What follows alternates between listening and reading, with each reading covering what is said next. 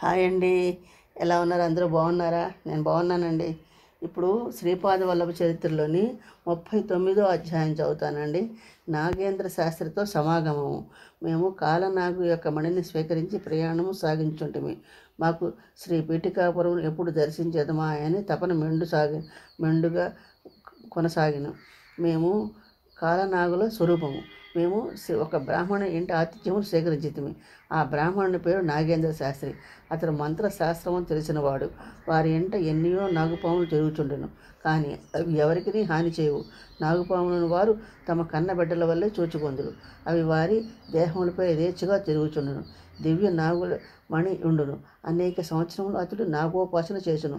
అతడు కాలనాగు యొక్క మణిని పూజార్థము పొందదలిచి నాగదేవతను ప్రార్థించను. నాగమణి ప్రభావము. నాగేంద్ర శాస్త్రి నాయనలారా, నేడు ఎంతయో సుదినము.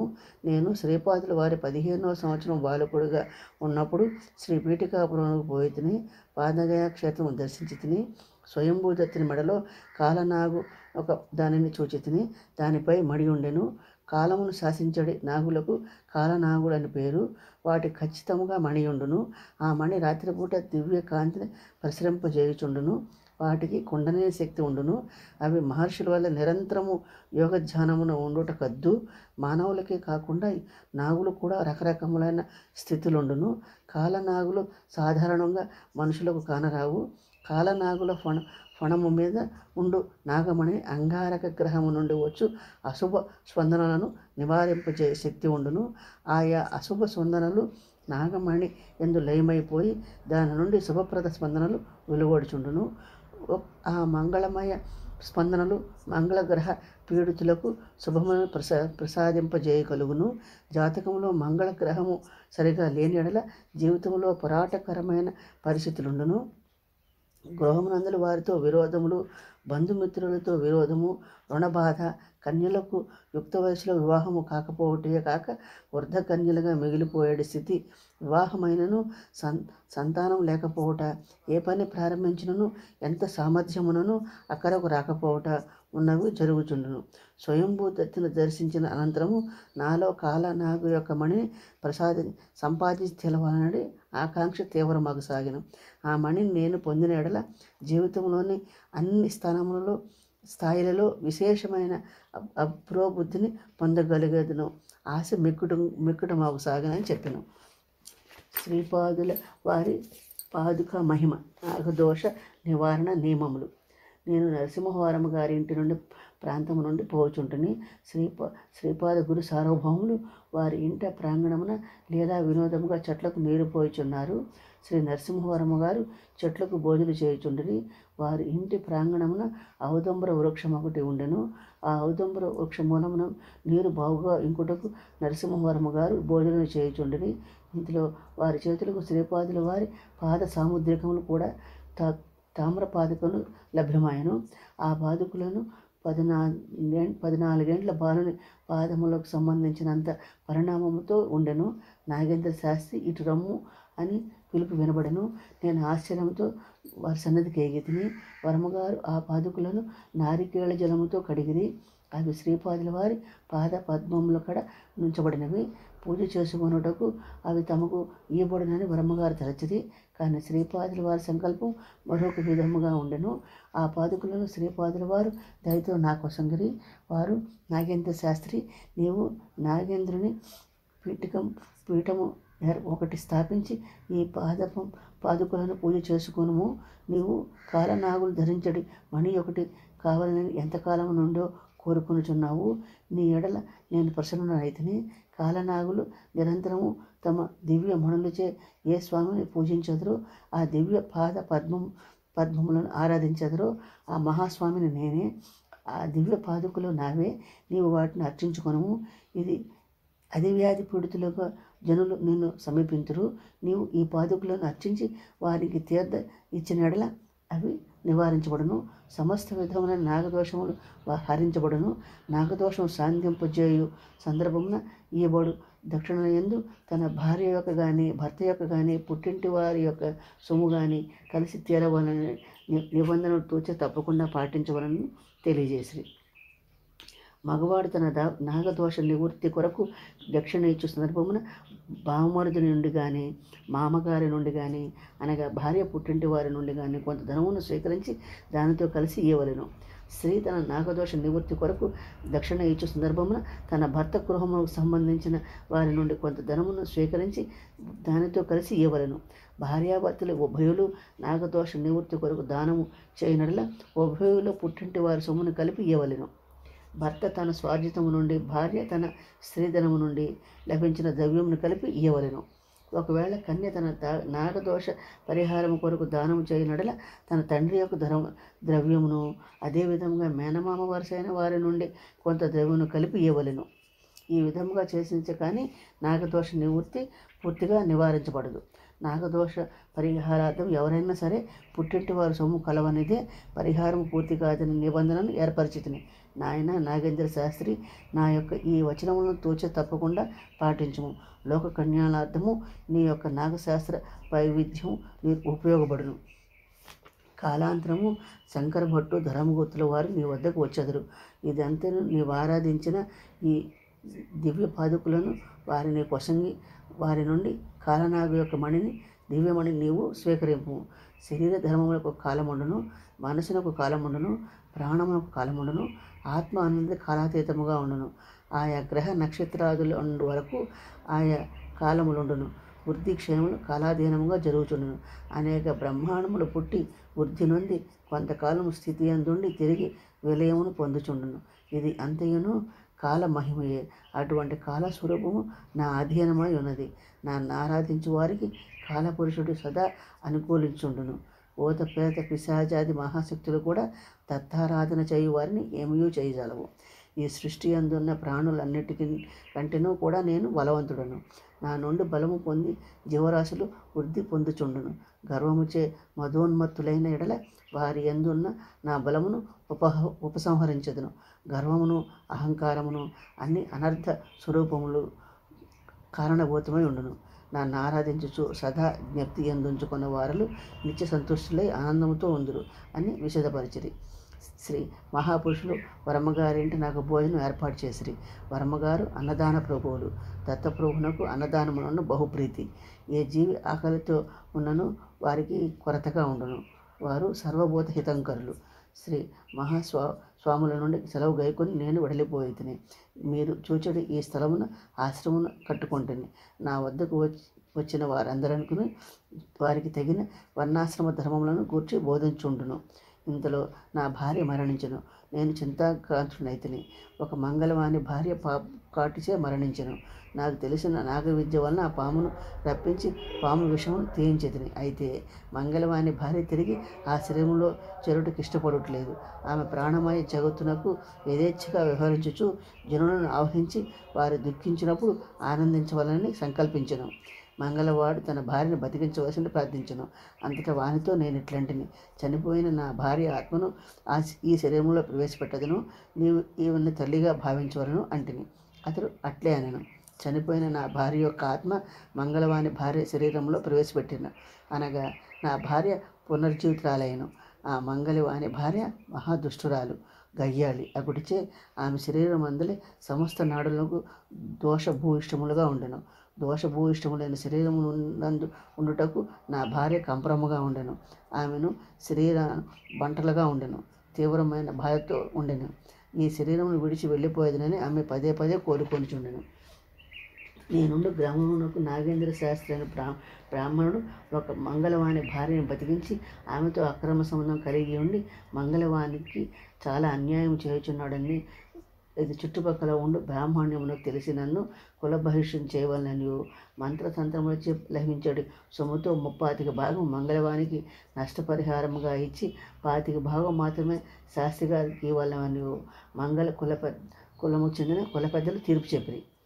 నా పరిస్థితి సంకటప్రాయంగా ఉండెను. నేను విషయమును వివరించి చెప్పినను నా మాట వినివారు ఎవరూ లేరు. మరణించిన మంగళ భార్య కొంతమంది ఆడవారి ఒంటి మీదకు వచ్చి తాను మరణించిన శాస్త్రి గారి భార్యననియు తన శరీరమును విడిచియుండిన దత్తాత్మననియు తన భర్త చేయ అకృత్యములను నిలుపుదల చేయవలసిన బాధ్యత మంగళ కుల పెద్దల మీద కలదనియు చెప్పుచుండెను. వారందరూ క్రోధావేశపూరితులై నన్నును ఆ మంగళకాంతిని కూడా హత్య చేయదమని బెదిరించుండెను. నేను శ్రీపాదుల వారిని శరణుజొచ్చితిని. అంతటి శ్రీపాదుల వారిటి రండి, నీవు భర్త అయినంత మాత్రాన నీ భార్యను మంగళవాని భార్య శరీరంలో ప్రవేశించమని ఆజ్ఞాపించట తగదు. అంతేకాకుండా నీవు నీ మంత్ర శాస్త్ర విద్యతో బాధితులకు ఫలాపేక్ష లేకుండా సేవ చేయవలను. నీవు ధనము ఆశించరాదు, వారు సంతోషముగా ఇచ్చినది స్వీకరించవలను. నేను శ్రీపాదుల వారి ఆజ్ఞను పాటించితిని. తదుపరి నా భార్య ఆత్మ ఆ శరీరమును వీడెను, శరీరము దహనం చేయబడెను. శ్రీపాదుల వారు జయము జయము. 39వ అధ్యాయ పఠనం వల్ల సర్పదోష నివారణకు ఈ అధ్యాయ పఠనం ఎంతో ఉపయోగపడుతుందండి. 40వ అధ్యాయం చదువుతానండి. భాస్కర శాస్త్రితో సమాగమం. శంకరభట్టు ధర్మగుప్తుల వింత అనుభూతులు. మేము అనేక ప్రయాణ సాధనముల మూలముగా ప్రయాణం చేయుచుంటిమి. ఒక్కొక్క పర్యాయము పాదచారులుగాను, మరొక పర్యాయము రెండెడ్ల బండి మీదను, మరొక పర్యాయము గుర్రపు బండి మీదను ప్రయాణం సాగించుంటిమి. కొన్ని దినముల ప్రయాణం చేసి త్రిపురాంతకమును పిలువబడు మహాక్షేత్రమును వచ్చితిమి. త్రిపురాంతకేసుకుని దర్శించితిమి. దివ్యానుభవం తెలుపు వలన నాకు మిక్కుటమైన అనుభవం కలుగుచున్నవి. మా మధ్య శ్రీచరణుల దివ్య పాదుకలున్నవి. మేము ప్రయాణము చేయనప్పుడు శ్రీచరణులు మాతోనే ప్రయాణం చేయుచున్నట్లు తోచుచుండెను. మేము అడుగులు వేయినప్పుడు అవి మా అడుగులు కాకుండా శ్రీచరణుల వారే మా శరీరం నుండి అడుగులు వేయుచుండినట్లు మాకు తోచుండెను. మాట్లాడినప్పుడు కూడా మేము ఏమి మాట్లాడుచుంటమో తెలియకుండా వారే మా ద్వారా మాట్లాడుచుంటారని తోచుచున్నది. మేము భోజనం చేయనప్పుడు వారే మాలో ఉండి భోజనం చేయుచున్నట్లు తోచినది. మా శరీరంలో మాంసములో రక్తములో నాడులలో సర్వస్వము శ్రీవారే నిండి ఉన్నట్లు అనిపించినది. జీవాత్మీయ పరమాత్మ అనడి సిద్ధాంతమును వినియుంటిమే గాని శరీరమందంతటను శ్రీచరణుల చైతన్యమే నిండి ఉండి వారితో ఏ విధమైన స్పర్శ లేకుండా అనుభవం మాత్రమే కలిగించడి ఈ రకమైన లీలను మేము ఏనాడును కని విని ఉండలేదు. త్రిపురాంతరేశ్వరుని అర్చక స్వామి భాస్కర శాస్త్రి. అతడు మమ్మెంతయో అభిమానించను. అతడు శ్రీ పీఠికాపుర వాస్తవ్యుడట. అర్చన చేయుటకే అచట నియమించబడినట. అతడు షోడశీ రాజరాజేశ్వరి దేవి భక్తుడు. శ్రీ పీఠికాపుర నివాసి అయిన శ్రీ కుక్కుటేశ్వర మహాప్రభువుల దేవియేరి అయిన శ్రీ రాజరాజేశ్వరి దేవి స్వప్నమున అతనికి మంత్రదీక్ష ఇచ్చినట. అతడు మమ్మల్ని ఇద్దరిని తన అతిథిగా ఉండమని కోరెను. మా వద్ద శ్రీచరణ వారి పాదుకలు ఉన్నాయనే విషయం అతను గ్రహించును.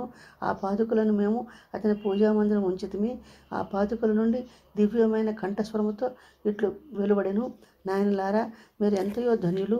ఈ పాదుకలను భాస్కర శాస్త్రి పూజలు చేయవలను. ప్రస్తుతము తామ్ర రూపమున ఉన్న ఈ పాదుకలు భాస్కర శాస్త్రి మంత్రోపాసన బలము వలన కొన్ని సంవత్సరములకు స్వర్ణ పాదుకలుగా మార్పు చెందును. హిరణ్యలోకమునందరి మహాపురుషులు కొందరు వాటిని హిరణ్యలోకముకు తీసుకొని పోయి అర్చనాధికములు చేసెదరు. తరువాత వాటిని కారణలోకమునకు తీసుకొని పోయెదరు. తదుపరి మహాకారణ లోకమందున్న నా వద్దకు తీసుకొని రాబడును. నా పాదుకలు నేనే స్వయంగా ధరించదును. ధరించిన స్వర్ణ పాదుకలతో నేను కారణలోకమునకు వచ్చి అందులో దివ్యాత్మలను ఆశీర్వదించదను. ఆ తదుపరి హిరణ్యలోకమునకు వచ్చి అందులో మహాపురుషులను ఆశీర్వదించదను.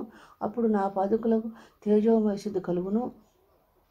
18,000 మంది మహాసిద్ధ పురుషులు ఆ పాదుకలను స్వర్ణ విమానమునందు తీసుకొని పోయి నా జన్మస్థానమున సమంత్రకముగా దివ్య నీరాజనముతో భూమికి 360 నిలువుల లోతున ప్రతిష్ఠించెదరు.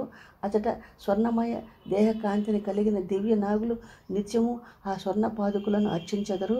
64,000 మంది యోగిని గణములు నన్ను అర్చించెదరు. ఆ పాదుకులను స్వర్ణమయమైన సింహాసనముపై నుంచెదరు. ప్రతినిత్యము యోగిని గణములు ఋషి సంగములచే పరివేష్టించబడి నేను అచటనే దర్బారు చేసేదను.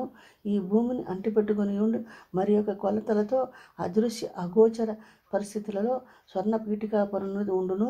ప్రాకృత జనులకు భూమి అందున్న ప్రాకృతిక పీఠికాపురమే కాననగును. యోగ దృష్టి కలవారికి మాత్రమే స్వర్ణ పీఠికాపురం కాననగును.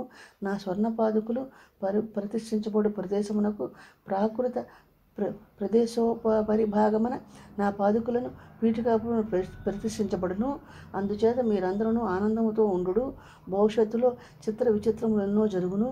నా మహా సంస్థానమందున్న నా పాదుకుల దర్శనమునకు నా భక్తులు చీమల బారుల వలె తరలి వచ్చెదరు. మేమెంతో ఆశ్చర్యానందముకు లోనైతిమి. శ్రీ భాస్కర శాస్త్రి షోడశి రాజరాజేశ్వరి ఆరాధించు పరమభక్తుడు. శ్రీ రాజరాజేశ్వరి దేవి వైభవమును గురించి మాకు వివరింపుడు అని నేను వారిని కోరి తిని.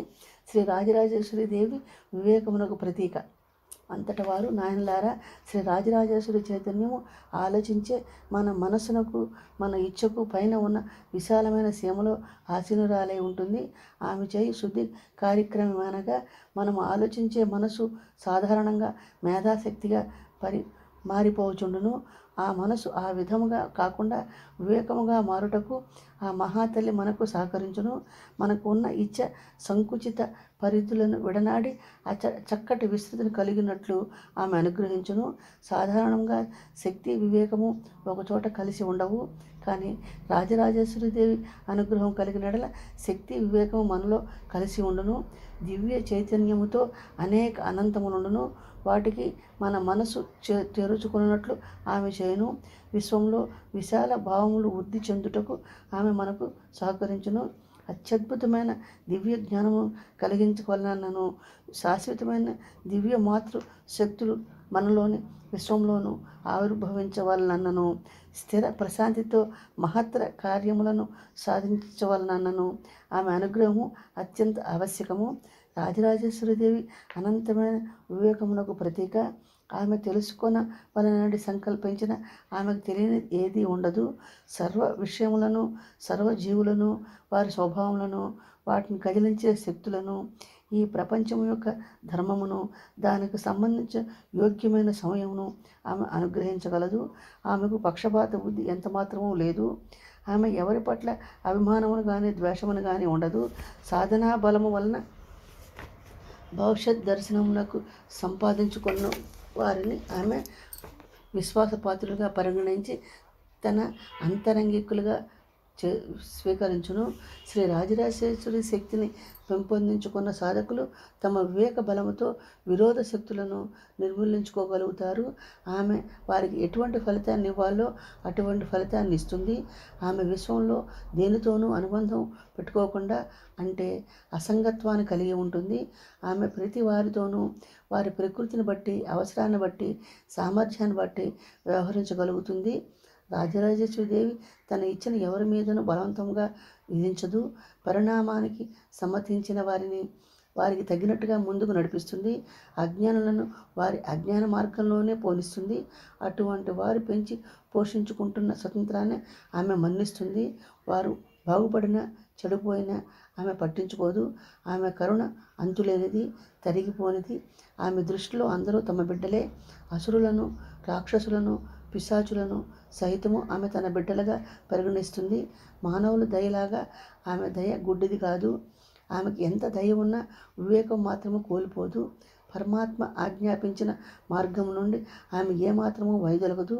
ఆమె ప్రయోగించే శక్తి జ్ఞానమే కేంద్రము. అందుచేత మనము ఆమె అనుగ్రహాన్ని పొందితే సత్యం బయటకు రప్పించబడి మనకు సత్య జ్ఞాన బోధ కలుగుతుంది. ఆమె శక్తిని మనం పొందాలంటే కర్తవ్య దీక్షను, సత్య శోధనను ఎడతెగకుండా అవలంబించాలి. అప్పుడే మనము ఆమెచే అనుగ్రహించబడతాము. నేను పీఠికాపుర వాస్తవుడైన కారణమున, శ్రీపాదుల వారి దయకు పాత్రుడైన కారణమున రాజరాజేశ్వరి దీక్షలో సఫలీకృతుడైనాను. ఈరోజు నాకు దీక్షా సమయము, ఎక్కువసేపు ధ్యానములో గడపవలసిన సమయము. శ్రీపాదుల వారు ఏ పరిస్థితుల్లో పీఠికాపురం నుండి బయలుదేరి సంచారంకు వచ్చినారో రేపు మీకు తెలియజేసేదను. మీరు ఇచ్చటకు వచ్చుటకు పూర్వము శ్రీపాదుల వారు మేము సమర్పించిన పులిహోరను కొద్దిగా స్వీకరించినారు. వారు రాజరాజేశ్వరి రూపంలో దర్శనమిస్తారు. ఈ మహాప్రసాదం తీసుకొని మీరు కూడా ధ్యానస్తులు కావలసింది అని తెలియజేసిరి. శ్రీపాదుల వారికి జయము జయము. 40వ అధ్యాయ పఠనం వలన అసాధ్య విషయములు సాధ్యమవు. అసాధ్యం అనుకున్న విషయాలన్నీ సాధ్యమవుతాయండి. 41వ అధ్యాయం చదువుతానండి. కుహాన పరివ్రాజక వృత్తాంతము. శ్రీపాద శ్రీవల్లభులు మహాసరస్వతి, మహాలక్ష్మి, మహాకాళి, రాజరాజేశ్వరి స్వరూపములని శ్రీ భాస్కర శాస్త్రి గారు మాకు తెలిపిరి. వారిలో ఉన్న దేవీతత్వం అనుష్ఠానం చేసేవారికి మాత్రమే అర్థమవుతుంది. పరా పశ్యంతి మధ్యమ వైఖరి వాక్కులుంటాయని విన్నాను. వాటి యొక్క వివరణను కాస్త తెలియచేయవలసిందని భాస్కర శాస్త్రి గారిని అడిగితిని. అంతటా భాస్కర శాస్త్రి అంబిక ప్రతి వాక్కు ద్వారాను వ్యక్తమవుతూ ఉంటుంది. ఆమె ప్రతి మనుషుని ద్వారాను ప్రతి వ్యక్తిలోనూ పలుకుతుంది. బయటకు వినిపించబడే వాక్కును స్థూల వాక్కు అంటారు. బయటకు ఏమాత్రం వినిపించకుండా లోపలే ఉంటూ కేవలం పెదవుల కదలికతోనే కనిపిస్తూ ఉండే వాక్కును మధ్యమ వాక్కు అంటారు. ఈ మధ్యమ వాక్కు కంటే కాస్త సూక్ష్మంగా ఉండే దానిని వైఖరి వాక్కు అంటారు. కంఠగతమైన వాక్కు గొంతు దాకా వస్తుంది. అక్కడ నుండి బయటకు రాకుండా మధ్యలోనే ఉండిపోయి మనసులో మాత్రము మెదులుతూ ఉండే దానిని పశ్చంతి వాక్కు అంటారు. దీనికంటే కాస్త సూక్ష్మంగా ఉంటూ నాభిలోనే నిర్వికల్పంగా సంకల్ప మాత్రంగా ఉండే వాక్కును పరావాక్కు అంటారు. అంబికను త్రిపుర భైరవిగా కూడా ఆరాధిస్తారు. గుణత్రయములు, జగత్రయములు, మూర్తిత్రయములు, అవస్థాత్రయములు మొదలగు అన్ని త్రయములకు ఆమె అధీశ్వరి. త్రిపుటిని ఆమె పురత్రయముగా చేసుకొని ఈ 3 లోకాల్ని పాలిస్తూ ఉంటుంది. మనం శ్రద్ధ కలిగి ఉండి ఆత్మ సమర్పణ చేసుకొని సంపూర్ణ శరణాగతి చెందితే ఈ లోకం నుండి కానీ అదృశ్య లోకాల నుండి కానీ ఎటువంటి శత్రుత్వం తటస్థపడదు, మనకు కీడు జరగదు. విరోధ శక్తులు అనేవి కేవలము భౌతిక జగత్తుగా పరిమితమైనవి కావు. మనకు ప్రాణమయమైన, భౌతికమయమైన, మానసికమైన, అంతరాత్మకు సంబంధించిన ఆధ్యాత్మిక అస్తిత్వ స్థితులు ఉన్నాయి. వీటిని అనుగుణంగానే లోకాలు ఉన్నాయి. మనం తగినంతగా అభివృద్ధి చెందినడల భౌతిక ప్రపంచంలో ఏ రకంగా జీవిస్తున్నామో ఆయా లోకాల్లో కూడా అలాగే జీవించగలము. మనిషి అభివృద్ధి పొందాలంటే ముఖ్యంగా శ్రద్ధ, దానితో పాటు దృఢమైన విశ్వాసము ఉండాలి. శ్రద్ధ అంటే సంపూర్ణమైన నమ్మకంతో కూడిన అంగీకారము. విశ్వాసం అనే అనుభవం వలన పొందవలసి ఉంటుంది. మనం దేనికోసమైనా సరే విశ్వాసం ఆధారంగానే జీవించగలగాలి. అవసరమైన వేళల్లో తప్పకుండా సహాయం అందగలదనే విశ్వాసం మనలో నిరంతరము ఉండాలి. విశ్వాసంతో పాటు ఒక విధమైన భద్రతా భావన కూడా మనలో ఉన్నప్పుడు అది ఆత్మవిశ్వాసం అవుతుంది. శక్తిహీనమైన జ్ఞానం నిర్లప్తకు దారితీస్తుంది. జ్ఞానహీనమైన శక్తి గుడ్డిదే వినాశనానికి దారితీస్తుంది. అందుచేత మనం జ్ఞానంతో ప్రకృతి బంధాల నుండి విడుదల పొందాలి. ఆ తర్వాత శక్తి అనుగ్రహంతో పరిపూర్ణతను సాధించాలి. శక్తి జ్ఞానం నుంచి అనుమతి లభించాలి. సంఖ్యా మార్గంలో చైతన్యాన్ని పురుషుడు అంటారు. కర్మను నిర్వహించే దానిని ప్రకృతి అంటారు. క్రింది స్థాయిలో వీటి మధ్య విరోధం ఉంటుంది. చైతన్యం అనేది కర్మ చేయదు, ప్రకృతికి ఏమో జ్ఞానం లేదు. 2 కలిసినప్పుడే సృష్టి అనేది జరుగుతుంది. ఈ రెండింటికి కూడా వికలత్వం ఉంది. చైతన్యం చూస్తే గుడ్డిది, ప్రకృతి చూస్తే కుంటిది. లోకంలో గుడ్డితనం, కుంటితనం ఈ స్థితిలో ఉన్నాయని తెలియజేయడానికే శ్రీపాదుల వారు జన్మించిన కుటుంబంలో ఒక సోదరుడు గుడ్డివాడుగాను, మరొక సోదరుడు కుంటివాడుగాను. చైతన్యం గుడ్డిది, ప్రకృతి కుంటిది అన్నదానికి 2 ప్రతీకలు. ఉన్నత స్థాయికి చెందినప్పుడు చైతన్యం, ప్రకృతి, ఈశ్వరుడు, ఈశ్వరి అని పిలువబడతాయి.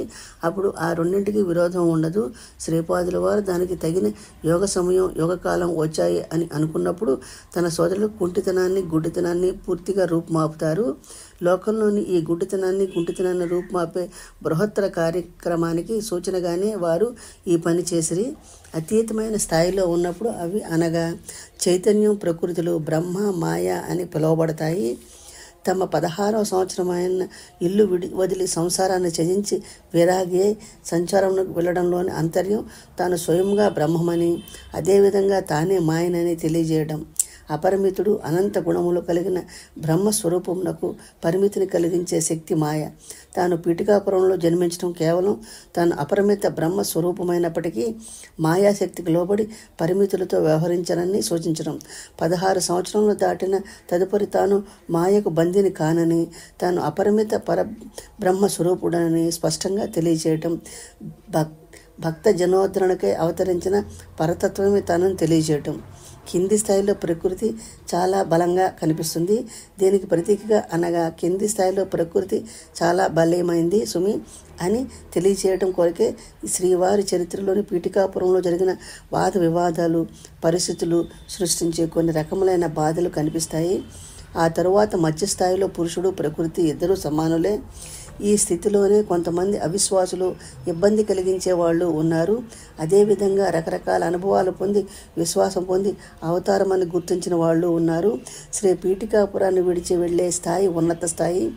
ఈ స్థాయిలో మాయ అంతర్లీనంగా ఉన్నది. తాను పరబ్రహ్మ స్వరూపుడునని సుస్పష్టంగా ప్రకటించి తన దివ్యావతార లీలలను విస్తృత స్థాయిలో ప్రకటించేటి స్థితి. దానికి పీఠికాపుర వాతావరణం సరి అయినది కాకపోవటం వలన తాను పీఠికాపురం వీడిపోయాను. జగత్తు అంతటను తన మహిమ విస్తరించినప్పుడు రాబోయే శతాబ్దాలలో ఎప్పుడో వారి సంకల్పానుసారము పీఠికాపుర వాసులకు కూడా జ్ఞానోదయం మగును. వారు విస్తృత స్థాయిలో వారిని దివ్య చైతన్య శక్తి మానవ చైతన్యం యొక్క కుంటితనానికి ప్రకృతి గుడ్డితనానికి రెండింటినీ నివారించును అని తెలిపింది. శ్రీపాదుల వారు ఏ స్థితిలో పీఠికాపురం విడిపోట తటస్థించినని నేను భాస్కర శాస్త్రి గారిని ప్రశ్నించింది. వారిట్లు చెప్పిరి. శ్రీపాదుల వారి నీళ్ళు సామాన్య మానవులకు ఊహలకు అందరాని. ఒకసారి ఒక సన్యాసి కొకిటేశ్వరాలకు వచ్చాను. అతడు దత్తభక్తుడు. తన దత్త దీక్షను ఇచ్చుచుండువాడు. దత్త దీక్ష పాటించట్లోని మండల పర్యంతము అనుకున్న కార్యములు సిద్ధించి తీరునని అతడు ప్రకటించాను. పీఠికాపురం బ్రాహ్మణ్యమును కూడా దత్త దీక్షలు స్వీకరించినది. అతడు భూరి దక్షిణలు స్వీకరించబడుచుండెను. ఆ దక్షిణలో కొంత భాగం తన వద్ద దీక్ష తీసుకున్న బ్రాహ్మణులకు కూడా ఇవ్వబడుచుండెను. బ్రాహ్మణ్యం మాత్రము ఇతర కులస్తులతో తాము కూడా దీక్షలు తీసుకుని దీక్షనిచ్చు సన్యాసికి భూరి దక్షిణ ఇచ్చుచుండమని. కావున మీరు కూడా దీక్షలు తీసుకొని వారికి భూరి దక్షిణలు ఇచ్చి జన్మ చరితార్థం చేసుకొనుడని చెప్పుచుండిరి. బ్రాహ్మణ్యం మాటలు తోసిపుచ్చజాలక చాలామంది దీక్షలు స్వీకరించి భూరి దక్షిణ ఇచ్చుచుండిరి. అంతలో దత్త దీక్షలు తీసుకొనుటయా మానుటయా అని తర్జన భర్జనలు ప్రారంభము కాసాగెను. బ్రాహ్మణ పరిషత్తు, క్షత్రియ పరిషత్తు, వైశ్య పరిషత్తు సంయుక్త సమావేశం జరిగినది. దానికి బాపినారుల వారిని అధ్యక్షత వహించిరి. బాపినారుల వారు శ్రీ దత్తులు అందరివాడు. దత్త స్వీకారము దీక్షా స్వీకారం అందరూ చేయవచ్చును. అందువలన అష్టాదశ వర్ణముల వారును సన్యాసి నుండి దీక్ష తీసుకొనవచ్చును. దీక్ష స్వీకార అవకాశము సర్వజనులకు ఇవ్వబడవలను అని పలికిరి. అంతటా బ్రాహ్మణ పరిషత్తులను ఒక అధిక సంఖ్యాకులు అయ్యా బ్రాహ్మణ, క్షత్రియ, వైశ్య ఆచారవంతులై ఉందురు. అందువలన వారు దీక్షలు స్వీకరించవచ్చును. శూద్రులు అనాచారవంతులై ఉందురు. అందువలన వారు దీక్షలను స్వీకరింపకూడదు. వారి నుండి దక్షిణ మాత్రము స్వీకరించి మనము తమ తపశక్తితో వారిని ఉద్ధరించవలెను అని. అంతటా బాపనారుల వారు అన్ని కులములందునూ ఆచారవంతులు, అనాచారవంతులు ఉందురు. ఎవరు ఆచారవంతులు ఎవరు అనాచారవంతులో తేల్చుట కష్టసాధ్యము. అందువలన సామూహిక కళ్యాణము శ్రేయస్సును దృష్టిలో ఉంచుకొని మనము దత్తహోమమును కానీ లేదా తదితరములైన యజ్ఞ యాగాది కార్యక్రమాలను నిర్వహించి సాంఘిక శ్రేయస్సును సమకూర్చవచ్చును. దక్షిణను మాత్రమే స్వీకరించి దీక్షను సోదరులకు ఇయ్యకపోవటం వలన అన్యాయము అని నాకు తోచున్నది. దక్షిణను తీసుకొని మనము తమ తపశ్శక్తితో సోదరులు ఉద్ధరించగలిగిన ఎడల తక్కిన బ్రహ్మ, క్షత్రియ, వైశ్యను కూడా ఉద్ధరించవచ్చును. అట్లయినచో ఏ కులం వారిని కానీ ప్రత్యేక దీక్షలను ఇవ్వవలసిన అవసరం లేదు. అదియును గాక దక్షిణకి ఇవ్వవలసిన రొక్కమును భారీగా నిర్ణయించిరి. అన్ని కులముల ఎందును భేదవారుందురు. వారి ఇంతటి దక్షిణలు ఇయ్యజాలరు. రెక్కాడితే కానీ డొక్కాడని ధనహీనులు మనకు భారీగా దక్షిణనిచ్చి అనేక దినములు పస్తుండవలసి వచ్చును. దక్షిణ అనుదది ఐచ్ఛికముగా ఇవ్వవలను. యథాశక్తి సంతోషపూర్వకంగా ఇవ్వబడిన దానిని దక్షిణగా తీసుకునవలను. అప్పుడు మాత్రమే దత్తుడు సంతోషించును అని తమ అభిప్రాయం వెలుబుచ్చిరి. అంతటా బ్రాహ్మణులు మనం బ్రాహ్మణులమై ఉండి పరమహంస పరివాజకులు మహాశయులు మన గ్రహమునకు వచ్చినప్పుడు ఎదురేగి పూర్ణ కుంభముతో వేద మంత్రములతో స్వాగతం నీయలేదని సరికదా వారు తమంతట తాము సర్వజన హితము కోరి దత్త మండల దీక్షను ఇచ్చుచుండగా బ్రాహ్మణ పరిషత్తు తనకు ఏమి పట్టినట్టు ఊరుకుండడం నిజముగా సిగ్గు చేయటైన విషయమని ఆక్షేపణ లేవనెత్తిరి. అంతటా బాపనారులు నిజంగా వచ్చినది పరమహంస పరివారజకులే అయిన ఎడల వారిని స్వాగతించుటకు కొన్ని పద్ధతులు ఉన్నవి. వారు కొద్ది రోజులు ముందుగానే వారి ప్రధాన శిష్యుల చేత బ్రాహ్మణ పరిషత్తునకు సమాచారం అందించవలను. పరిషత్తు వారి వివరములను సంపూర్తిగా ఆలకించి ప్రధాన శిష్యులతో శాస్త్రార్థము చేయును. ఆ శాస్త్రార్థమునందు ప్రధాన శిష్యులు ప్రావీణ్యత తెలియను. అంతటా పరిషత్తు ఒక నిర్ణయమునకు వచ్చి వారిని యోగ్యుడైన పరివ్రాజకులు వారి శిష్యుడని నిర్ణయించెదరు. ఆ తరువాత పరమహంస పరివ్రాజకులను విచ్చేయినప్పుడు వారికి వేదమంత్రములతో పూర్ణ కుంభముతో స్వాగతం ఇవ్వబడును. ఆ తదుపరి వారితో శాస్త్రార్థము జరుగును. అంతటా పరివ్రాజక మహాశయుడు సూచన మేరకు యజ్ఞమో, యాగమో, దీక్షయో లేక ప్రవచనమో జరపవచ్చును. ఇవి ఏమియును లేకుండా పరివ్రాజకులు కుకుటేశ్వరాలను వచ్చిరి. వచ్చిన వెంటనే మీతో దత్త మండల దీక్ష గురించి ప్రస్తావించిరి. అంతేకాకుండా భూరి దక్షిణలు ఇవ్వవలసిందని కోరిరి. ఇది మన నియమావళికి విరుద్ధముగా జరిగిన విషయములు కాదా అని ప్రశ్నించిరి. అంతటా బ్రాహ్మణులు నియమములు ఉల్లంఘించబడిన లేదా అని చర్చించడానికి ఇది సమయము కాదు. కావున మీరును మీ అల్లుడు గారైన అప్పలరాజు శర్మయ్యను దీక్షను స్వీకరించి దక్షిణనిచ్చెదరా లేదా అని అడిగిరి.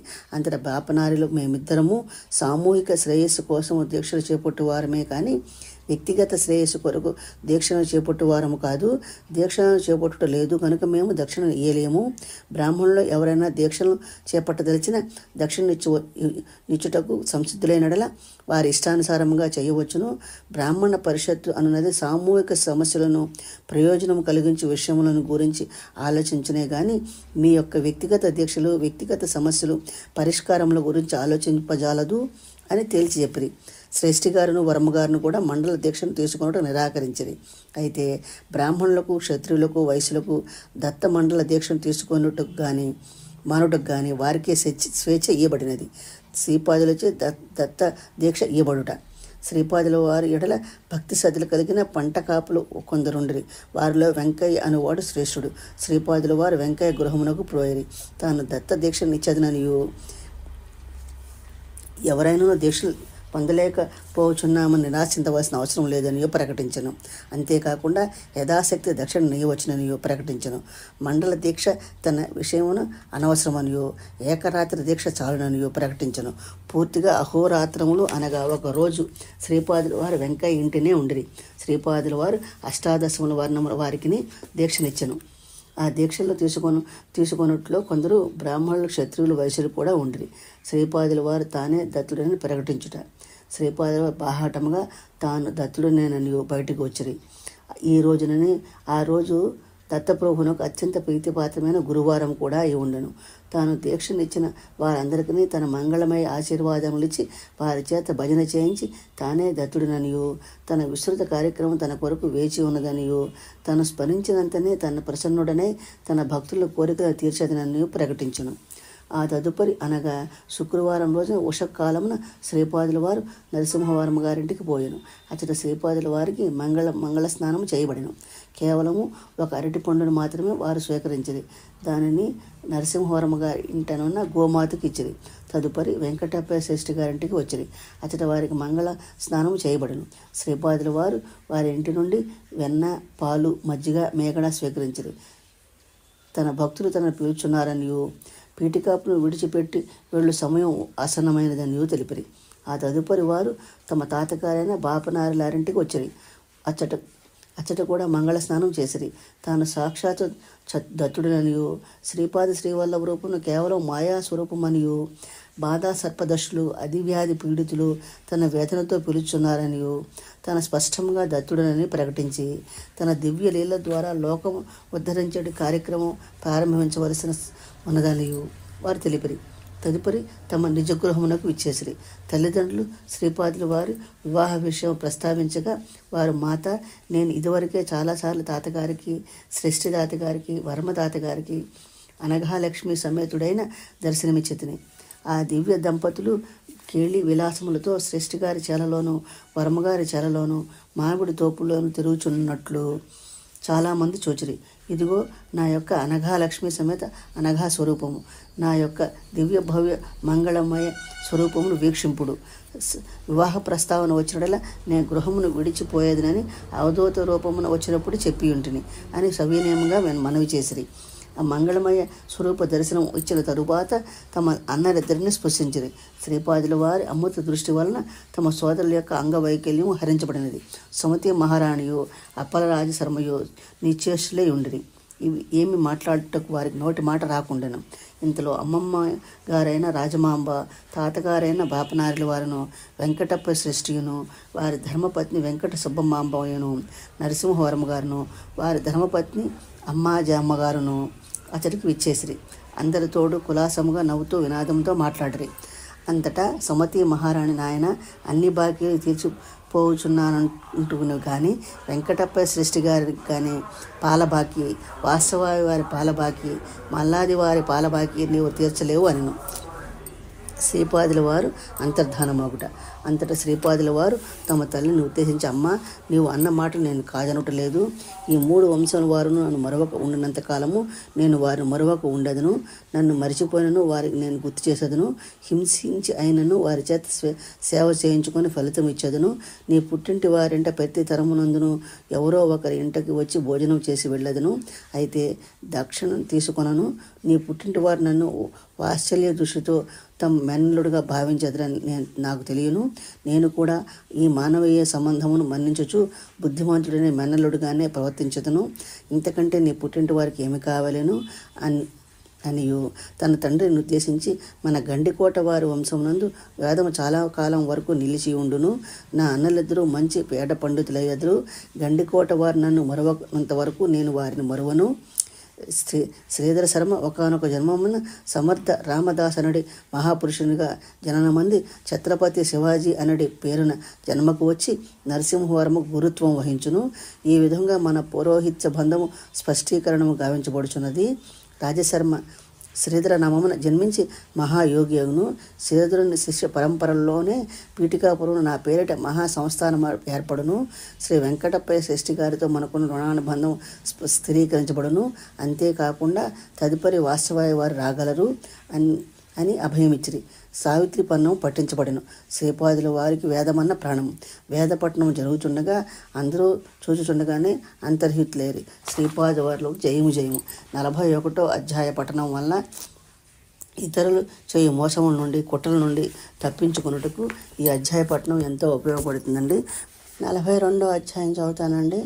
మొట్టమొదటిసారిగా పీఠికాపుర వాస్తవులచే దత్త దిగంబర శ్రీపాద వల్లభ దత్త దిగంబర అను నామస్మరణం ప్రారంభించబడి తదుపరి విశ్వమంతటా విఖ్యాతమగుట. తప్పిపోయిన పిల్లలు దొరుకుటకు ఈ అధ్యాయ పఠనం ఎంతో ఉపయోగపడుతుందండి. శ్రీపాదులు తమ తల్లిదండ్రులకు, బాపనారులకు, నరసింహవరమ గారికి, వెంకటప్పయ్య శ్రేష్ఠి గారికి సదా తమ దివ్య దర్శన మసంగుట. మధ్యాహ్న భోజన సమయమైన తదుపరి భాస్కర పండితులిట్లు చెప్పసాగిరి. శ్రీపాదుల వారు శూద్రగృహమునందు దత్త దీక్ష నొసంగుటియు, అదియును కూడా ఏకరాతి దీక్ష నొసంగుటియు, దీక్షా విధానంలో పాటించవలసిన పూజ, అర్చన మొదలైన విధానములేమీ లేకయే కేవలము భక్తుల చేతికి తోరములు కట్టి భజన మాత్రమే చేయించుటయు, ఇదంతేను శాస్త్ర విరుద్ధముగా ఉండుటయే కాక తానే దత్తుడని ప్రకటించుటయు, తనను స్మరించిన మాత్రమే తన భక్తులు కష్టములన్నీ తీరిపోననియు ప్రకటించుటయు, శాస్త్రములను అవహేళన చేయుటగా అని తలచి బ్రాహ్మణులందరూ ఏకస్తులై శంకరాచార్యుల వారికి విషయమును విన్నవించి బ్రాహ్మణ కులము నుండి బాపనార్ల వారిని అప్పలరాశ్రమమును వెలివేయవలనను తీర్మానించిరి. అయితే ఇంతలో శ్రీపాదుల వారు ఉన్నట్టుండి అంతర్ధానమగుట చర్చనీయాంశమైనను.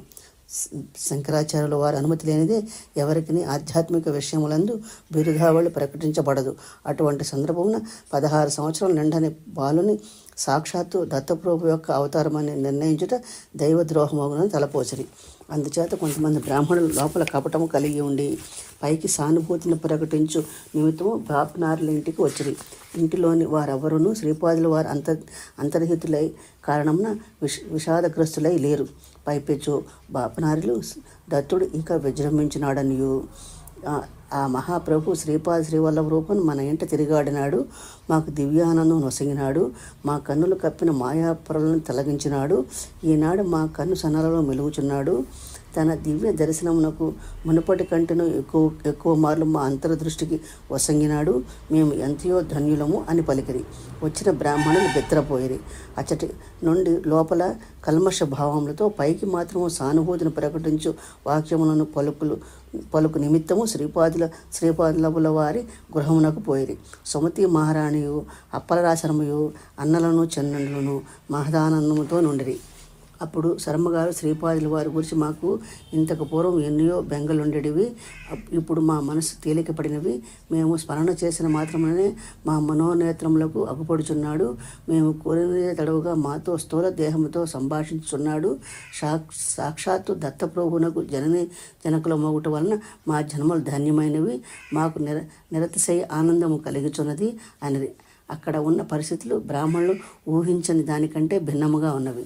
వెంకటప్పయ్య శ్రేష్ఠి గారు ఇట్లనరి, బ్రాహ్మణోత్తములారా, ఇది వరకు మాకు ఏదో కొద్ది గంటలు మాత్రమే శ్రీపాదుల వారితో గడుపు వారము ఇప్పుడు మా మనోనేత్రములందు సదా మలుగుటియే కాక స్థూల దేహంతో దర్శనమిచ్చుచు మా ఇంటనే సంచరించుచున్నాడు. బ్రాహ్మణులతో నరసింహవరం గారి తండ్రి, మా కన్నులో కప్పిన మాయాపరులు తొలగిపోయినవి. నిత్య వినోదిని దివ్య వినోది అయిన ఆ దత్తప్రభు శ్రీపాద శ్రీవల్లభ రూపమున మా ఇంటిని తిరుగుచు మాతో హాస్యోక్తులాడుచున్నాడు. మా కంటినే జంటగా వెంటగా ఉన్నాడు. మునుపటి కంటే మిక్కుటముగా మాకు స్థూల దేహముతో దర్శనమిచ్చుచున్నాడు. ఈ విషయములు కుక్కుటేశ్వరమున ఉన్న సన్యాసికి తెలపబడెను. సన్యాసి గుండెలలో గుబులు పుట్టెను. శ్రీపాదుల వారు తాము సాక్షాత్తు దత్తప్రభువును స్పష్టంగా సూచించి అంతర్ధానమైరి. ఇది ఒక దైవము, మరి ఒక దైవం పేరు కాకుండా తమ ఉపాస్య దైవమే దత్తాత్రేయుల వారే తామని తెలియజేసిరి. కొంపదీసి దత్తాత్రేయుల వారు కానీ శ్రీపాద శ్రీవల్లభ రూపం అవతరించలేదు కదా. వారి అవతరణం సత్యమే అయిన ఎడల తమకు మున్ముందు కష్టములు కలుగుట సత్యము. దత్తప్రభు విచిత్ర స్వభావాలు. వారు తమ కష్టములను కలిగించి వినోదమును చూసి సంపూర్ణ శరణాగతి చెందిన కానీ ఉద్ధరించరు. ఇది వారి స్వభావము. ఇంతమంది బ్రాహ్మణులు తనకు బ్రహ్మరథము పట్టుటయు, ఇంత భారీ పరిణామంలో ధనరాశి పోగుబడుటయు దత్తప్రభు కరుణ అని తలచితిరి. వారి కరుణ రూపంలో తనను మాత్రమే ప్రత్యేకించుకున్న శిక్షలు కానీ లేవు కదా అని తలపోసెను. పేరు ప్రతిష్టల కోసము ధన సంపత్తుల కోసము తాను అరులు చాచుచుండిన విషయం దత్తప్రభువునకు తెలియను. తనను ఆశ్రయించిన బ్రాహ్మణులు కూడా ధనాకాంక్షపరులే. తనకు కానీ ఈ బ్రాహ్మణులకు కానీ ఆధ్యాత్మిక శక్తి ఏమీ లేదు. దత్త దీక్షను కేవలము తమకు ధనాకర్షణ విధానం మాత్రమే. ఈ దీక్షల్లో పాల్గొన్నవారు వారి కోరిక తీరిపోయినడల తమ యొక్క నిష్ఠాలోపమాన్ని తలదురు. కోరికలు తీరినడల దీక్షా ఫలితం నమ్ముదురు. శ్రీపాదుల వారు ఏదైనా విచిత్ర విధానమున తనను చిక్కుల్లోనికి కానీ తోసివేయరు కదా అని ఆ సన్యాసి గడగల్లాడుచుండెను. ఇంతలో కుక్కుటేశ్వరమునకు ఒక వృద్ధ బ్రాహ్మణుడు వచ్చెను. తన పేరు నరసింహ ఖాన్ అనియు, తన కాశ్యప గోత్రికుడనియు, మహారాష్ట్ర దేశం నుండి ప్రత్యేకంగా కుక్కుటేశ్వర మహాప్రభువుల దర్శనార్థం వచ్చిందనియు, ఇచ్చట దత్త దీక్షలు ఒసంగుటకు పరమహంస పరివాజకులు ఒకరు వచ్చి ఉన్నారనియు, వారి దర్శనార్థం వచ్చిందనియు తెలియను. తన బొడ్డులో చాలా వరహాలు దాచుకొనను. అతడు వరహాలన్నింటినీ దక్షిణగా స్వీకరించను. సన్యాసి వరమానంద భరితుడాయను. సన్యాసి దీక్ష ఇచ్చుటకు సందర్భమున కమండలంలోను ఉద్దబ్రహ్మణులకు ధారపోయుటకు చేతిని చాపమనెను. బ్రాహ్మణుడు చేతి చాపెను. బ్రాహ్మణుడి చేతిలోనికి ఉదకముతో పాటు ఒక తేలు కూడా వచ్చెను. అంతటా బ్రాహ్మణుని కంఠము కొంచెం కటువుగా మారెను.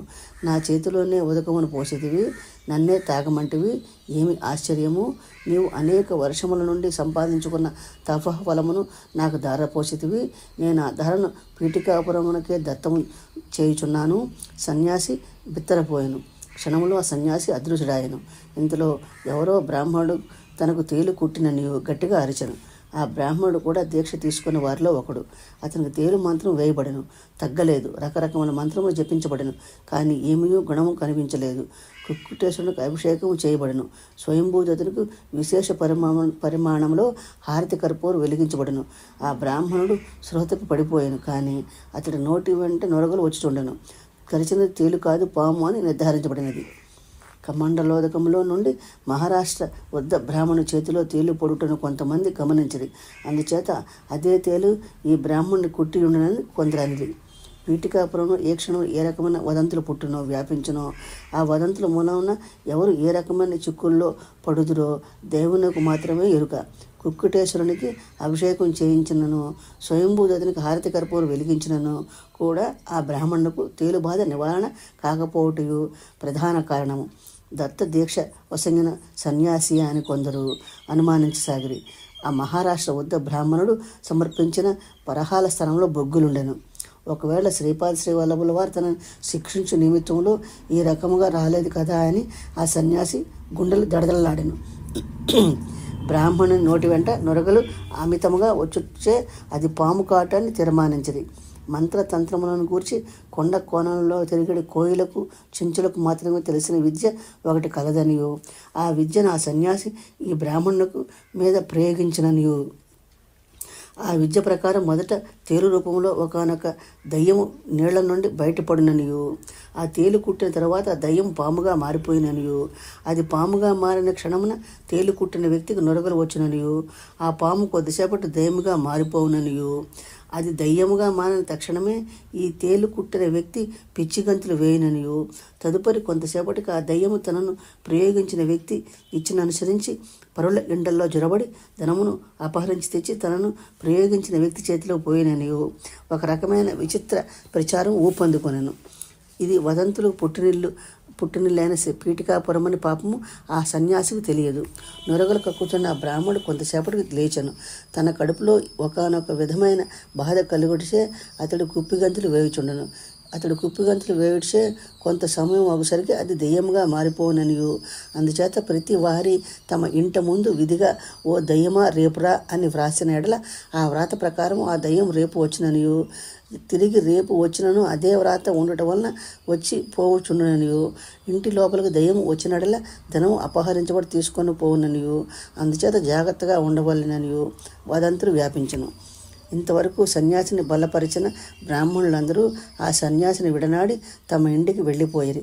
వారు వీరు అని లేక ప్రతి బ్రాహ్మణ క్షత్రియ వైశ్య గృహముల వెలుపల భాగమున ఓ దయ్యమా రేపురా అని బొగ్గుతో వ్రాయబడెను. వెంకయ్య అను పంటకాపు శూద్ర గృహములన్నింటి అందును ముందు జాగ్రత్తగా బొగ్గుతో నుండి కుండనొక దానిని ఉంచవలననియు, దానివలన సన్యాసితే ప్రయోగించిన దయ్యము శూద్ర గృహంలోకి వచ్చి ధనమును అపహరించిందని చాటింపు వేయబడెను. కొంతసేపటికి బాధతో పిచ్చిగంతులు వేసిన బ్రాహ్మణుడు స్వస్థుడాయను. ఇంతలో ఒక పంటకాపు కుక్కుటేశ్వరాలకు వచ్చి బ్రాహ్మణుని వద్దకు వచ్చి, అయ్యా, మా కులపెద్ద వెంకయ్య తమకు శ్రీపాదుల వారు ఇచ్చిన మంత్రాక్షతను ఇవ్వాలని సంకల్పించినారు. ఆ మంత్రాక్షతల ప్రభావం వలన మీరు స్వస్థులయ్యేదురు అని చెప్పిరి. అంతటా బ్రాహ్మణుడు, ప్రస్తుతం నాకు నమ్మళించినది, నేను ప్రచారంలో ఉన్న వదంతుల ప్రకారము నేను ఏ క్షణమైన నిజముగా దయముగా కావచ్చును. ఆ మంత్రాక్షతను శూద్ర గృహమునకు పోయి తీసుకున్నమన్నట్లో ఆ నియమం బహుశా ఆ విధముగానే ఆచరింపవాలని కాబోలు. బ్రాహ్మణులు మంత్రాక్షతను శూద్రులకు ఇచ్చెదరు, అంతేకాని శూద్రులు బ్రాహ్మణులకు తమ ఇంటికి రప్పించుకొని మంత్రాక్షతను నీయరు. వెంకయ్య వంటి సౌమ్యుడు నాకు ఇటువంటి కబురు చేయట నా శ్రేయస్సును కాంక్షించియే అని తోచి వెంకయ్య ఇంటి నుండి మంత్రాక్షతలను స్వీకరించి ఇంటికి పోయాను. పీఠికాపురం వ్యాపించిన వదంతుల వలన అష్టాదశల వర్ణ వారిని సన్యాసి యందు నమ్మకము పోయాను. అంతటా వారందరూ కలిసి క్షుద్ర విద్యల యందు ఆరితేరిన సన్యాసిని దక్షిణ నీయుటి తగదని తలపోసి ఆ సన్యాసుని దక్షిణ ద్రవ్యమును వాపసు తీసుకొనిరి. సన్యాసిని దేహశుద్ధి చేయకుండా పంపించి వేసిరి. ఆ ద్రవ్యమంతా ఏమి చేయవలని బాపనాలిన వారిని అడిగిరి. అంతటా ఆ ద్రవ్యంతో సంభావం తెప్పించుడు. అష్టాదశ వర్ణముల వారిని అన్న సంతర్పణ చేయుడు. అన్నదాన ప్రభు అయిన దత్తప్రభు వారు సంతోషించెదరు. వేరే వ్యక్తిగత దత్త దీక్ష అవసరం లేదని బాపనార్ల వారు అనిరి. కుక్కుటాచారం అందు ఎదురుగా భారీ పందిళ్ళు వేయబడను. అష్టాదశ వర్ణముల వారిని అన్న సంతర్పణ చేయబడను. మొత్తము జనులందరూ మొట్టమొదటిసారిగా దత్త దిగంబర శ్రీపాద వల్లభ దత్త దిగంబర అనే దివ్య నామమును జపించిరి. ఈ నామం ప్రపంచమంతయు వ్యాపించినని శ్రీపాదుల వారు ఏనాడో చదివించిరి. శ్రీపాద వల్లభులకు జయము జయము. 42వ అధ్యాయ పట్టణం వలన తప్పిపోయిన పిల్లలు దొరుకుట ఈ అధ్యాయ పట్టణం వలన జరుగుతుందండి. 43వ అధ్యాయం చదువుతానండి, మీరు శ్రవణం చేయండి. దీని ఫలితం నేను ఈ అధ్యాయ పఠనం వల్ల ఫలితం చివరిలో చెప్తానండి. శ్రీ అనఘా లక్ష్మి వర్ణనము. శ్రీపాదుల వారి వైష్ణవ మాయ. భాస్కర పండితుల వారు రాత్రి సమయమున తమ ఆరాధనా విధానము పూర్తి చేసుకున్న పిమ్మట ఇట్లు సెలవిచ్చిరి. అయ్యలారా, శ్రీ విద్యోపాసన సర్వశ్రేష్టమైనది. వాస్తవమునకు శ్రీపాద శ్రీవల్లభుడు మహాసరస్వతి, మహాలక్ష్మి, మహాకాళి స్వరూపులు. అంతటా నేను ఇట్లాంటిని, అయ్యా, శ్రీపాదుల వారు శ్రీ పద్మావతి వెంకటేశ్వర స్వరూపమనిది. ఇప్పుడు త్రిమాతలు కూడా వారే అనుచుంటిరి. వారిని అనఘాలక్ష్మి సమేత అనగుడు అనుచున్నారు. నాకు ఏమీనూ బోధపడుటలేదు. కాస్త వివరముగా సెలవివ్వవలసినది. శ్రీపాదుల వారి విరాట్ స్వరూపము. అంతటా ఆ మహాపండితుడిట్లు అన్నది. అయ్యలారా, పరమాత్ముడు సకల జీవరాశులలోనూ ఉన్నాడని చెప్పుచుందురు. పిపీలికాది బ్రహ్మ పర్యంతము అతడు వ్యాపించి ఉండునని చెప్పుదురు. అయితే శ్రీపాద శ్రీవల్లభ అవతారంలో ప్రభు తాను పిపీలికముగా బ్రహ్మగా ఉన్నానని చెప్పిరి. అందుచేత సమస్త సృష్టిలోనూ వారు సృష్టి రూపముగా నిలిచి ఉన్నారు. సమస్త జీవరాశుల యందలి చైతన్యంలోనూ వారు తాదాత్మ్య స్థితిని చెంది ఉన్నారని భావము. ఇదే వారి ఈ అవతారం యొక్క విశిష్టత. వారు సృష్టిలోని సమస్త జీవరాశులుగా ఉన్నను వారి స్పర్శ ఏ స్థాయిలోనూ జీవులకు ఉండదు. అదే వారి వైష్ణవ మాయ. సృష్టి అందలి మర్యాదలు, పరిమితులు, వాటికి సంబంధించిన కట్టుబాట్లు ఉన్న వాటిని మన్నింపవలెను చెప్పుదురు. మహాసరస్వతి, మహాలక్ష్మి, మహాకాళి రూపములుగా ఉన్నారనుటలో అర్థము ఏ చైతన్య పదార్థమైతే ఆయా రూపాలలో వ్యక్తమైనదో ఆ చైతన్య పదార్థమే తామని భావన. అభివ్యక్తమైన ఆయా పదార్థాలలో వారు నిరంతరము తమ యోగ మాయచే తాదాత్మ్య స్థితిని కలిగి ఉందురు. వారు మహాసరస్వతి చైతన్యంతో తాదాత్మ్యంలో ఉన్నప్పుడు దానికి సంబంధించిన చతుర్ముఖ బ్రహ్మ స్వరూపములతో కూడా తాదాత్మ్యంలో ఉందురు. అయితే అటు మహాసరస్వతి రూపంలో కానీ ఇటు హిరణ్య గర్భుని రూపంలో కానీ స్పర్శాబంధమును కలిగి ఉండదు. అదేవిధముగా ఒకే ఆత్మ 4-5 పురుష రూపములలో కూడా ఆవిర్భవించుచున్నని చెప్పుదురు. ఆ ఆత్మ యొక్క శక్తి భార్య స్వరూపముగా 4-5 స్త్రీల రూపంలో కూడా ఆవిర్భవించవచ్చునని చెప్పుదురు. ఏ పురుష రూపమునకు ఏ స్త్రీ రూపము సగుణ సాకారములలో విధి నిర్ణీతమై ఉన్నదో ఆయా మర్యాదలను ఖచ్చితంగా పాటించవలని చెప్పుదురు. అదేవిధముగా వారు అనఘాలక్ష్మి సమేత అనుగుడుగా ఉందురు. అది వారి అర్ధనారీశ్వర రూపము. అయితే శ్రీపాద శ్రీవల్లభ రూపము వారు యతీశ్వర రూపమున ఉన్నారు. సగుణ సాకారము అందలి మర్యాదలను, పరిమితులను తూచ తప్పకుండా పాటించవలని చెప్పుదురు. ఇదే ధర్మ సూక్ష్మము. ధర్మము వేరు, ధర్మ సూక్ష్మము వేరు.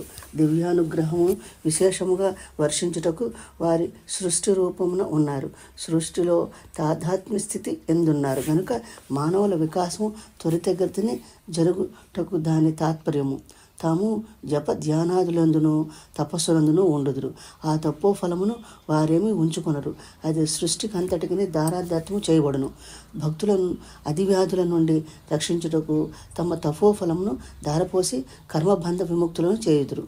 జగన్మాత యొక్క 4 శక్తులు మహాసరస్వతి, మహాలక్ష్మి, మహాకాళి, రాజరాజేశ్వరి అనునవి ఈ విశ్వములో దైవ వ్యక్తి కోసము, విశ్వ పరిపాలన కోసం ఆవిర్భవించినవి.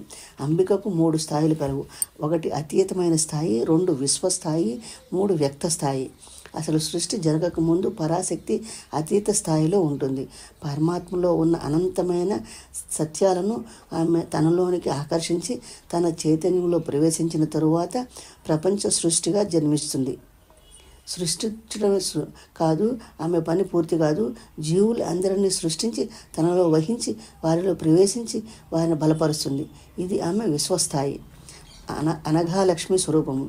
ఇక వ్యక్త స్థాయిలో ఆమె మానవ వ్యక్తిత్వానికి, దివ్య ప్రకృతికి మధ్యవర్తిగా ఉంటుంది. ఇదే అనఘాలక్ష్మి రూపముగా ఆవిర్భవించటంలోని రహస్యము.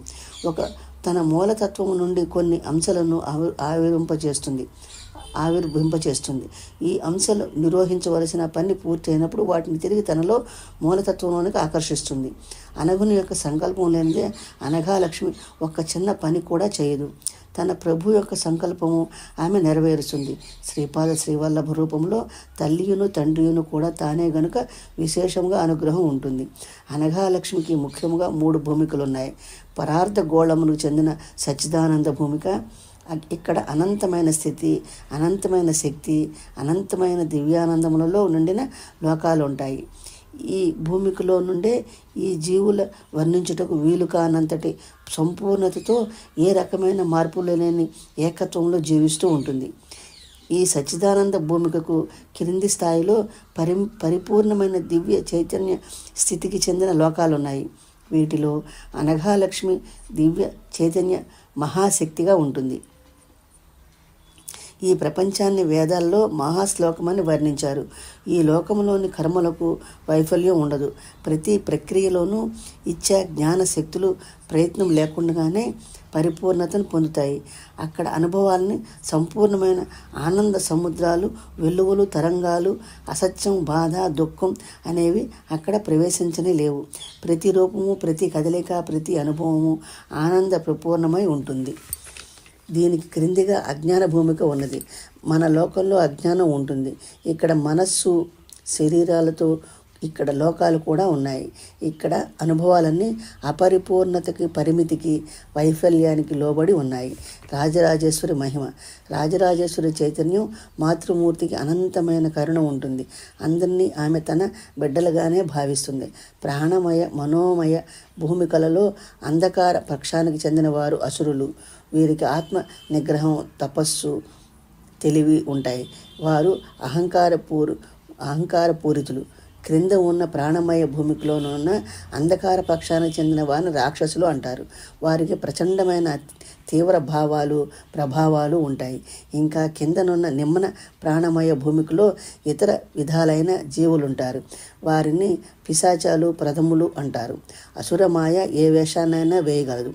పిశాచములు నిజానికి వ్యక్తులు కారు. కేవలం ఒక కోరికకు లేదా ఒక దురాశకు మనస్సు లేని రూపకల్పనలు. రాక్షసులకి శక్తివంతమైన ప్రాణమయ స్థితి ఉంటుంది. మనస్సు అన్నది ఉండదు. కనిపించిన దాన్నల్లా కబళించాలని చూస్తారు. అసురి, కాళి, శ్యామ, మహాకాళి స్వరూపములు. కాళి, శ్యామ మొదలైనవి ప్రాణమయ స్థితి ద్వారా మనకి కనిపించే రూపాలు. కాళి అనున్నది విధ్వంసకర శక్తి. కష్టాలు చుట్టుముట్టిని సంరక్షణలో ప్రతి దానిలోనూ చిన్నాభిన్నం చేస్తూ పోయే అజ్ఞానంలోని ప్రకృతి శక్తి ఈమె. అయితే మహాకాళి అన్నది ఉన్నత భూమికి చెందినది. ఆమె సాధారణంగా బంగారు రంగులో కనిపిస్తుంది. ఆమె అసురులకు మహాభయంకరి. రాజరాజేశ్వరి వివేకానికి ప్రతినిధి.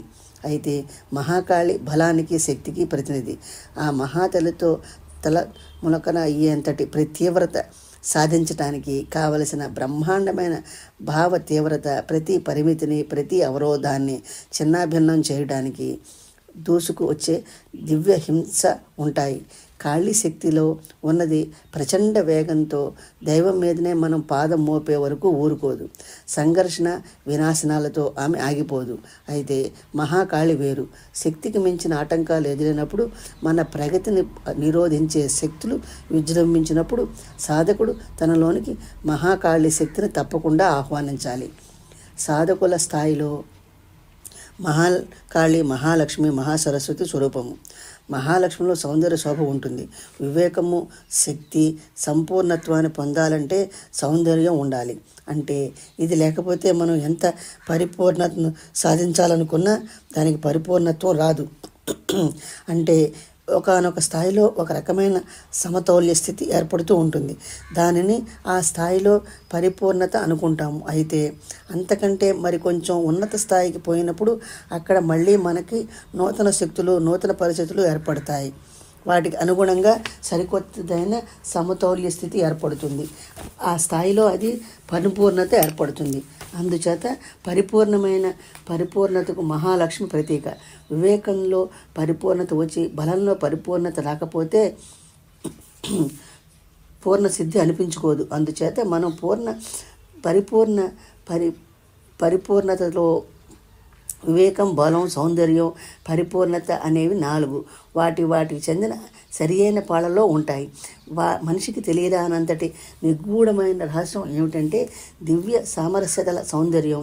ఇది విశ్వమంతటా వ్యాపించి ఉన్న సొగసు.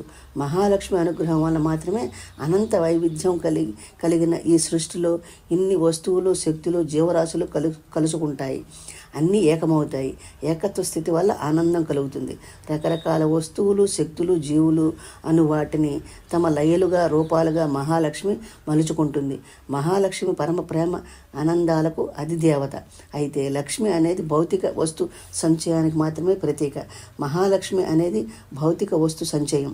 భౌతిక శక్తులు, భౌతిక జీవులు వీటిని దివ్యానంద సామరస్యానికి అనుకూలంగా మలచి దివ్య జీవనాన్ని ప్రసాదించగలిగిన మహాశక్తి. అయితే అనఘాలక్ష్మి యొక్క శక్తి సంపూర్ణంగా ప్రవర్తించాలంటే వివేకం, బలం, సౌందర్యాలతో పాటు పనిలో కూడా నేర్పు ఉండాలి. వేదములలో సరస్వతీ మాత గురించి ప్రశంస కూడా ఉన్నది. ఉపనిషత్తులలో ఈమెను ఉద్గీతి అన్నారు. దశమహావిద్యలలో ఈమెని మాతంగి అన్నారు. వైఖరి వాకునకు సంబంధించినది. అయితే మహాసరస్వతి అనేది వేరు. దివ్య నైపుణ్యానికి, ఆత్మ చైతన్య కర్మలకు మహాసరస్వతి ప్రతీక. ఈ మహాతల్లి కరుణ వలన మనకు కర్మలను నిర్వహించడంలో నేర్పు అలవడుతుంది. దివ్య జ్ఞానం వలన ఉపయోగాలు తెలుస్తాయి. ఆత్మ చైతన్యాన్ని జీవితానికి అన్వయించడం ఎలాగో తెలుస్తుంది. అనేక శక్తులు సామరస్యతల వలన సంతోషం ఏ రకంగా కలుగుతుందో తెలుస్తుంది. పరివర్తనకు, పరిపూర్ణతకు ఇంకా చాలా దూరంలో ఉన్న విషయాలు, చిన్న చిన్న విషయాల్లో కూడా అత్యంత శ్రద్ధ, ఇవన్నీ మహాసరస్వతి చెందిన విషయాలు. నాయనలారా, ఆనందం అన్నది పరమేశ్వరునికి సంబంధించిన విషయం.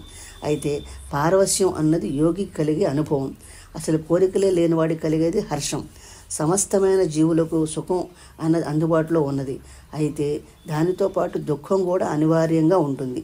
అనఘాదేవి యొక్క స్వరూపం, అనఘుని స్వరూపము, అనఘావ్రతము దత్తభక్తులు విధిగా ఆచరించవలసినది. శ్రీ అనఘాదేవి యొక్క స్వరూపము మహాలక్ష్మి.